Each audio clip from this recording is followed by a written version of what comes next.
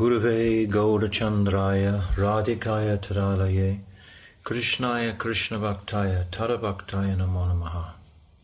And first of all, offering millions and millions of Dandavat pranams unto the lotus feet of my most beloved Gurudev, Nitya Leela Pravishta Homa Stotarazarashishimad Srila Bhakti Vedanta Narayan Goswami Maharaj. And the same again, millions and millions of times unto the lotus feet of our most beloved Srila Bhakti Vedanta Swami Srila Prabhupada, and all our Rupanuga Guru Vargya, and all the Vaishnava and Vaishnavi devotees of the Lord, my Dandavat pranams. So today, again, is an exceptionally special day, the Purnima, and the end of our Niyama Seva, the end of Urja-vrata, the end of Kartika-mas, the end of our Kartik month. So it's a day of festivity, a day of great happiness and joy at the positive prospect of our future. We've just performed wonderful seva, traveling all over Braj. We've been to every single pastime place that the Parikrama party goes to, in our minds, consciously. So this can have a very powerful effect, a very positive, powerful effect, that now the month has concluded, but now what is just beginning is the anticipation of how our future can develop in a very successful way. Whatever success we can attribute to this parikrama has all been due entirely, as we know, to the mercy of our Rupanuga Guru Vargya, in particular Srila Bhaktivedanta Narayan Goswami Maharaj and Srila Bhaktivedanta Swami Srila Prabhupada. Due to their mercy alone, we've managed to get through the entire parikrama with no difficulty whatsoever, which is quite remarkable coming from India, trying to broadcast out to the world with the electrical difficulties, etc. Anything could have gone wrong, but somehow by their mercy everything was as smooth as silk. So now we're just feeling nothing but gratitude for having undertaken this wonderful parikrama by their mercy, going to all the four corners of the compass and discussing different pastimes day after day after day after day, building up strongly this wonderful personal impression of the Lord, which is so essential for us to enter into the higher stages of Raganuga Bhakti. This is not an easy journey. It's easy and it's not easy. We need to keep inspired and enthusiastic constantly. We need to connect with the current. We need to connect with the power source, which ultimately, as we've discussed many times, is Sri Radha herself. So this power source is coming through, of course, our Guru Vargya. And by their mercy alone, everything in our lives can be successful. So today, we're considering it the beginning of our future. Every day for the devotee is a new day, a new beginning, a new opportunity, a new chance to step forward with the best of intention and the best of hope that today I will come closer to the conclusion of my bhajan, of my practice, of my sadhana. When we get these opportunities to perform seva like we have for the last month, listening to the different pastimes, we should appreciate that the speaker may be speaking, but unless there's someone to listen, how can the speaker speak? So we all are due to accept success in our own participation, either listening or speaking. So this is our great fortune that we've had. And now today, of course, we break all our brats. Today we can eat honey again after 4 months if you've been following the Caturmasya brat. We can take tomatoes again, sesame, etc. So many things. But we have to be appreciating what strengths or successes we've achieved. And that will be most successful by our continuing with this enthusiastic consciousness. So just like we've been reading through as often as possible the Damodarastakam, and we see the main thread in the Damodarastakam is this enthusiastic, renewed vision of Satyabrat Muni. He's going through these different stages. He's going from just appreciating the beautiful pastime between Mother Yashoda and Krishna, and then the excellence of that Leela, and then he's talking about the Vrijabasis themselves drowning in pools of ecstasy. And then in that verse 4, he's explaining that he doesn't want moksha, he doesn't want Vaikuntha, not even Navada Bhakti, Vaidhi Bhakti. And then his heart is building more and more, this greed is building more. And then in the 5th verse, he just wants to see the beautiful face of Krishna. And then a few days ago, we described something of the 6th verse of his desperation mood and his beginning to perform Sankirtan, understanding that this is the way to capture the full attention of the Lord by Sankirtan. So all of these are great lessons for the sadhak to appreciate. And then in the 7th and 8th verse, in the 7th verse, which we haven't had time to really go into, he's saying, well, if Nalakuvera and Manigriva can attain this prem, can get this Braja prem, then why not me? So there's hope for me. If these two rascal sons of Kuvera, through the benediction and mercy of Narad, should have an opportunity for this prem and darshan, then why not me? So he's saying like this in the 7th verse, and then the 8th verse, he's mentioning the name directly of Sri Radhika. His ecstasies have built, accumulated to such a pitch, and now he's calling out for that highest benediction.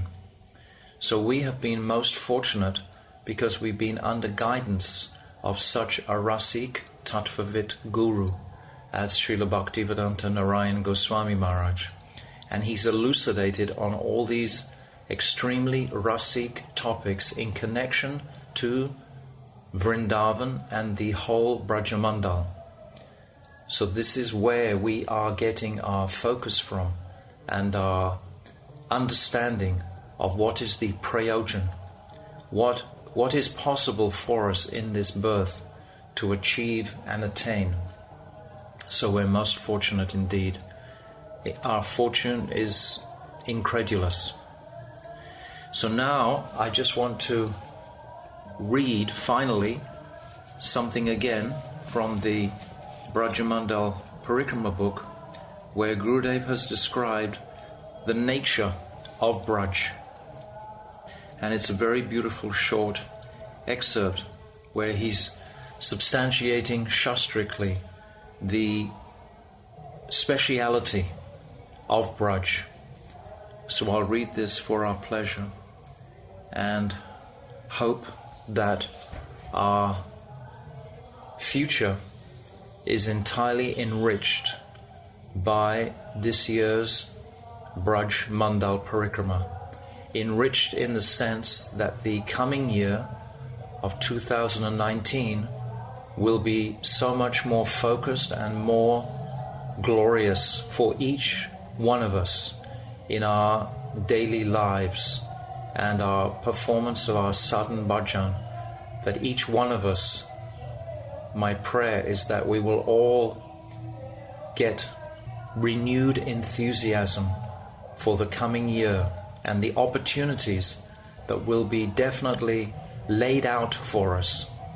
When the enthusiasm is strong within the sadhak, Krishna reciprocates by offering different opportunities for us to solidify that enthusiasm in the form of tangible results, we can say.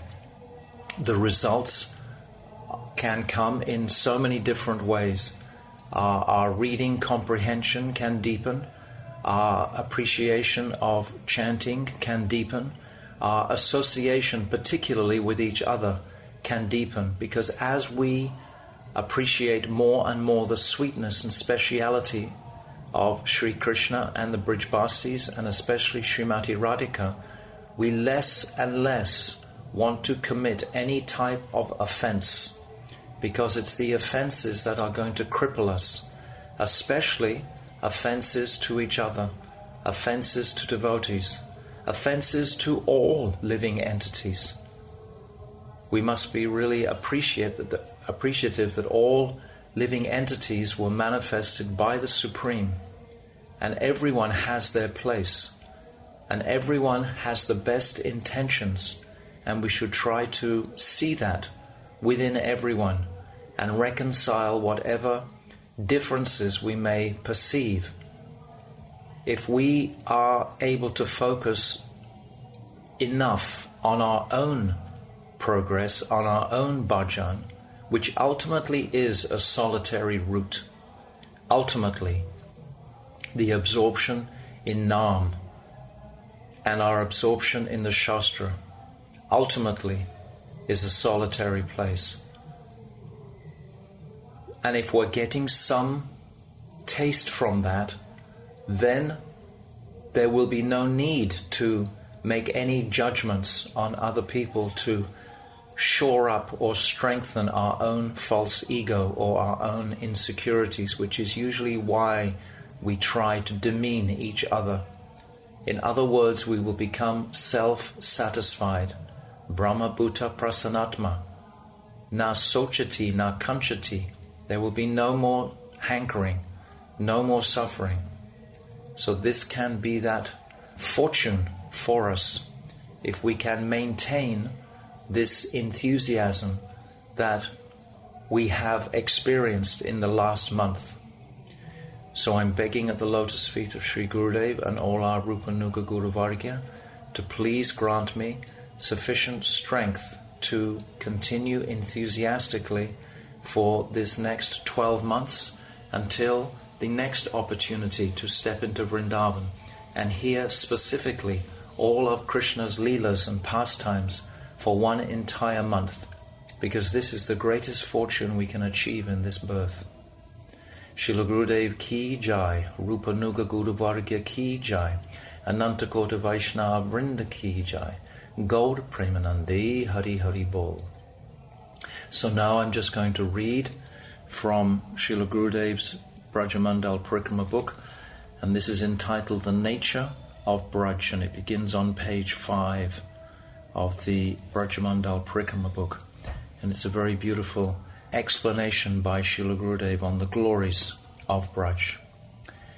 Srila Gurudev ki jai, Gaur Premanandi Hari Hari Bol. Gurudev describes at the beginning of the VRAJA-MANDAL book, VRAJA-MANDAL Parikrama book, the nature of Braj. Vrajati gachati iti vraja. That which moves around is Braj. This is the original understanding of the word Vraja.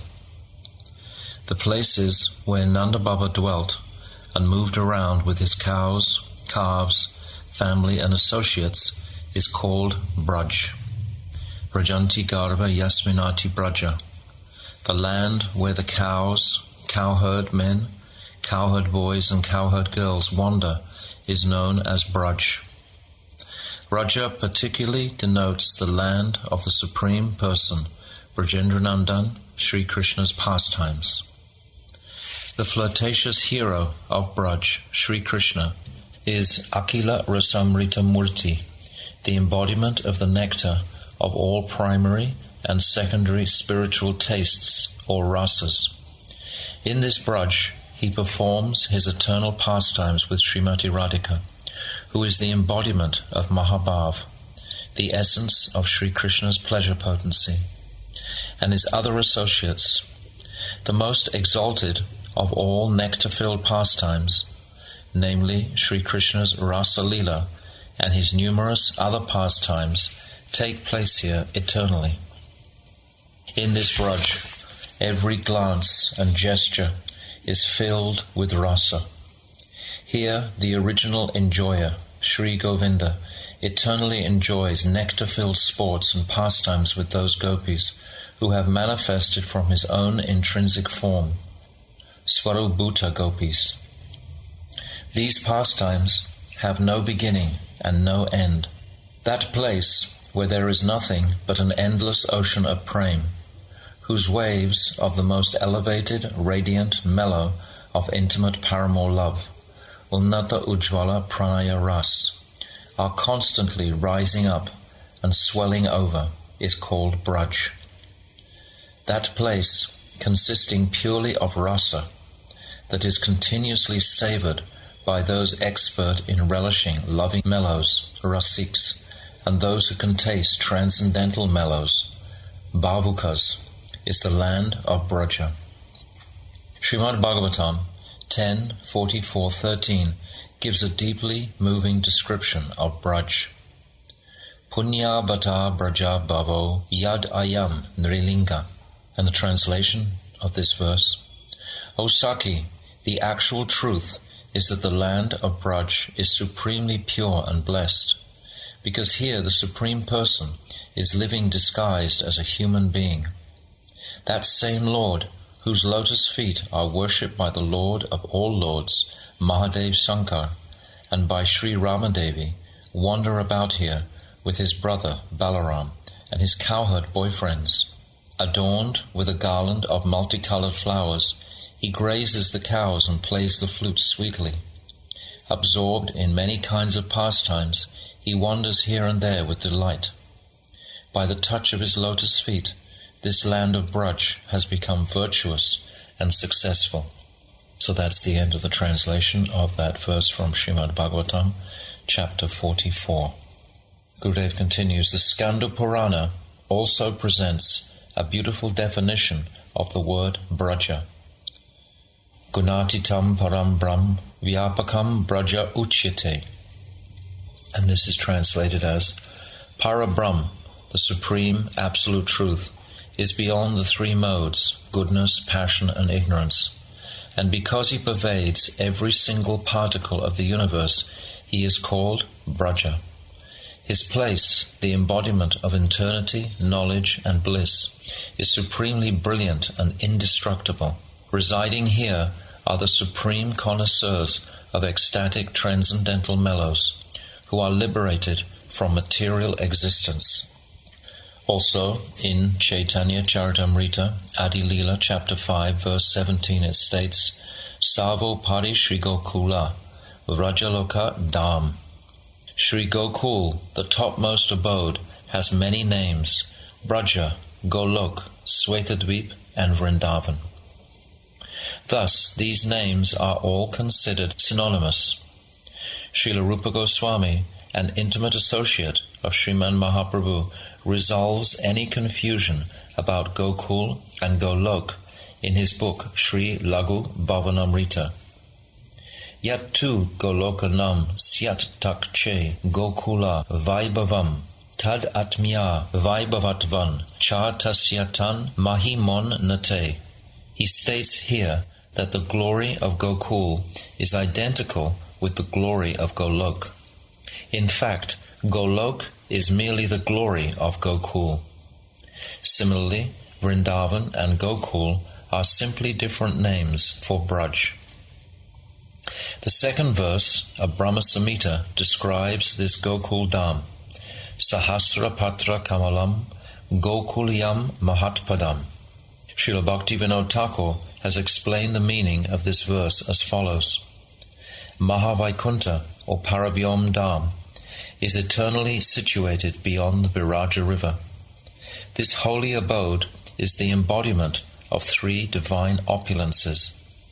Being imperishable, free from sorrow, and free from all types of fear, the extremely sweet Gokul, otherwise known as Golok, which is full of unlimited transcendental opulence, is situated beyond that Paravyom Dham.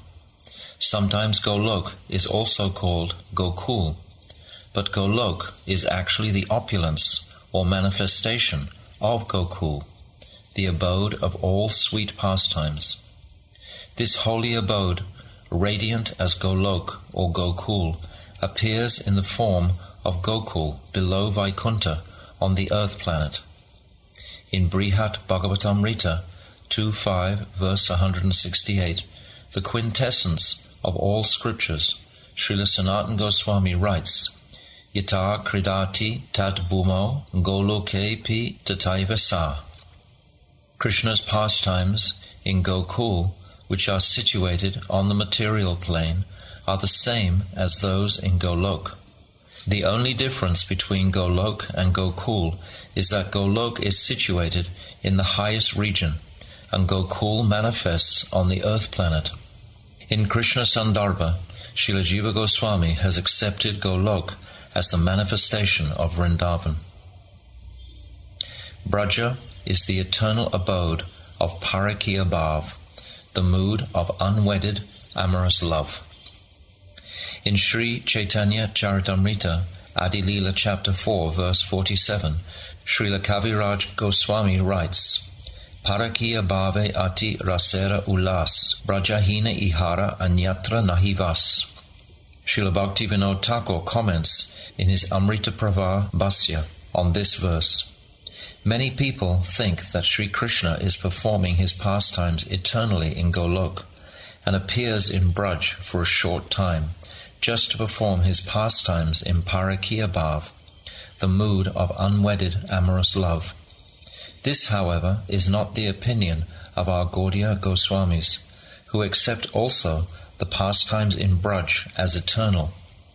Braj is the name of the absolute inner chamber of the transcendental and eternal Golok Dham.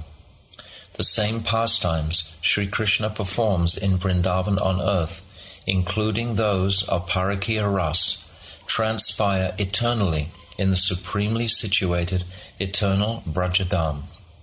Srila Kaviraj Goswami states in Sri Chaitanya Charitamrita, Adi Leela chapter 3, verse 10, Astavimsha chatur yuge dva parera shesha, brajera sahita haya krishnera prakash.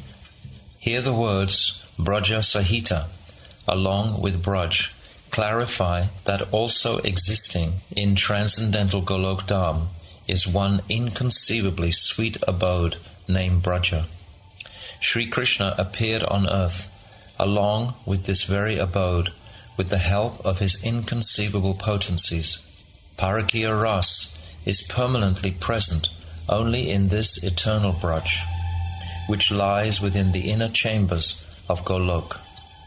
This is because the supreme mellow, Parakya Ras, is present there with qualities unlimitedly superior to those found anywhere else in Golok. Even in the Braj manifest on this earth planet, living entities have been able to directly witness the variegated nature of the unmanifest Braj in the transcendental realm. Besides Prakat Prakash, the manifest appearance, and Aprakat Prakash, the unmanifest appearance, the only remaining mystery is that on earth There is also Drishyaman Prakash, which is the vision ordinary people have of Vrindavan and other holy abodes when the pastimes are no longer manifest there. Brahma Samhita 556 describes Vrindavan Dham or Golok in this way. Shriya Kanta Kanta Parama Purusha Kalpa Taravo Druma Bhumis Chintamani Ganamaya Toyam Amritam Kata Ganamam Natyam Gamanam Api Vamshi Priya Saki Chidanandam Joiti Param Api Tad Asvadyam Api Cha. Translation. I worship that supreme abode of Svetadweep, where the Supreme Personality of Godhead, Brajendranandan Sri Krishna, is the only lover, where his Swarup Bhuta Braja Gopis, the embodiment of all Lakshmis, are the beloveds, where every tree and creeper is a transcendental desire tree, where the earth is made of spiritual touchstone, and the water is nectar, where speech is like melodious song, and movements are like dance, where the flute is the dear female companion, where light is full of knowledge and bliss, where each and every supreme transcendental object is all tasty and delectable, where great divine oceans of milk continually flow from the udders of uncountable Surabhi cows, and where transcendental time is eternal and without a past and future, so that even half a moment never slips away. In this material world, only rare, saintly personalities behold this abode of Golok, and only those who are the objects of Gokulpati Sri Krishna's mercy can understand the nature of this abode. Also, the Rig Veda, the first Mandal Shukta 154, also describes Brajadam. So Gurudev is giving us the tattva of Brajadam. Tattvam vastan yushu masi gamadye yatra garvo buri shringa ayasa. This is saying, Braja Vrindavan is the Lord's topmost dham or sacred abode. There the Supreme Personality of Godhead, Sri Krishna, the object of the Vedas, sweetly plays his flute and protects the roaming cows, who have many good qualities and beautiful horns. In Srimad Bhagavatam 10:21-10, the gopis themselves sing the glories of Braj. Vrindavanam Saki Bhuvo Vinatoti Kirtitam. O Saki, the fame of the earth is enhanced, having been splendidly decorated with the marks of Sri Krishna's lotus feet.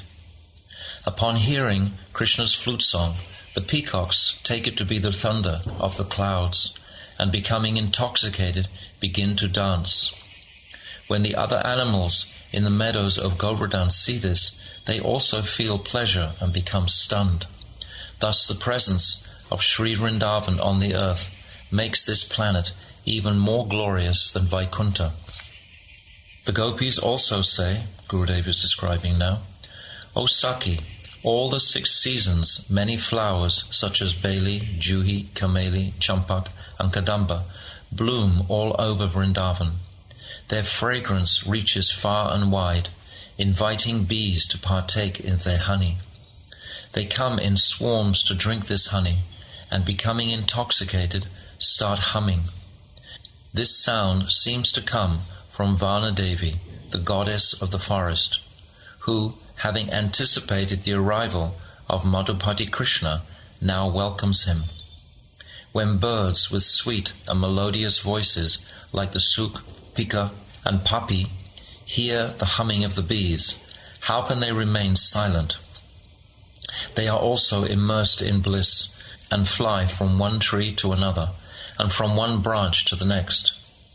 Vrindavan resonates with their harmonious singing that echoes all over the hills and across the rivers and ponds.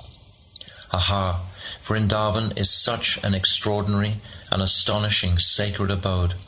In this Vrindavan, the sweet splendor of spring, the king of all seasons, is ever present, and a green, velvety carpet covers the surface of the earth. Lotuses of many colors bloom in the ponds and rivers, and the branches of the trees are well adorned with fully bloomed champa, chameli, baili, juhi, and other delightful fragrant flowers, whose nectar is relished by intoxicated bees. The entire atmosphere is pervaded with both transcendental bliss and intoxicating youth. These combine to create a kingdom of ever-increasing joy that captivates the body and mind. Playing sweetly on his flute, Vrajendranandan Sri Krishna roams throughout this land of Braj, along with his elder brother Balaram, and their innumerable cowherd boyfriends and cows. This land of Braja is blessed, where the creator of the universe, Lord Brahma, dwells in the form of a mountain range in Varshana, to have the dust of the divine couple Sri Radha and Krishna's lotus feet on his head, where the maintainer, Lord Vishnu, has assumed the forms of Govardhan and Vishnu Parvat, where the moon-crested Mahadev, Lord Shiva, has taken up residence as Nandishwara Hill in Nandagaon, and where Uddhav, the best of Sri Hari's servants, lives as a blade of grass, a small shrub, and a creeper on the bank of Kusum Sarovar. Here in Braj, the Supreme Lord Sri Krishna becomes the calves and relishes the tender and delicious grass. Here the young girls of Braj go daily to wells and other sources of water, panagats, on the pretext of filling their water pots, but in fact they go only to fill the pots of their hearts with the rasa of Krishna Prem. Panagat janadayi, ri panagat jatahayi. My friend, please let me go to the panagat, otherwise the resolve, pana, to meet my beloved will diminish, gata jega. To protect this resolve, the young girls of Braj would crowd the panagat carrying their clay pots. At this place, which is filled with rasa, rasila, the Braj girls begin to dip their pots in the water on the pretext of filling them. Then the rasila flute of the crown jewel of all Rasiks fills the air with rasa. Who even notices whether these girls of Braj fill their pots or bring them back empty? Oh, my friend, this is all the wonder of that panagat. The topmost relisher of transcendental mellows, Vrajendranandan, repeatedly drowns in rasa in the sweet groves that echo with the rippling sounds of the Kalindi river, and in the twisted and narrow rasila lanes. He drowns in the rasila teasing of the rasila girls of Braj, in the heated disputes he has with them, in their crooked, sweet glances, in the sweet conversations and water sports he enjoys with them. Who can describe the glories of such a place as Braj? Sri Sanatan Goswami has explained the meaning of Vrindavan in the following way. Vrindasya samusya avanam raksanam palanam yasmat tat Vrindavanam. That place which maintains, nourishes and protects everyone is called Vrindavan. This land of Vrindavan conceals its godly nature, Bhagavat Bhav, and lovingly maintains the herds of cows and calves, and the society of Gopas and Gopis. The Supreme Lord, Sri Krishna, being controlled by their love, does not leave Vrindavan even for a moment. Vrindavanam parityaja svakvachin naiva gacchati. Sri Chaitanya Charitamrita Antya-lila 167, quoted in Lagu Bhavanamrita 1.5, 461. Sri Narayan Bhatta describes the land of Braj as enchanting and expresses this with exquisite feelings. Brajabhumi Mohini Main Jani, Mohini Kunja Mohan Sri Vrindavan Mohan Jamuna Pani.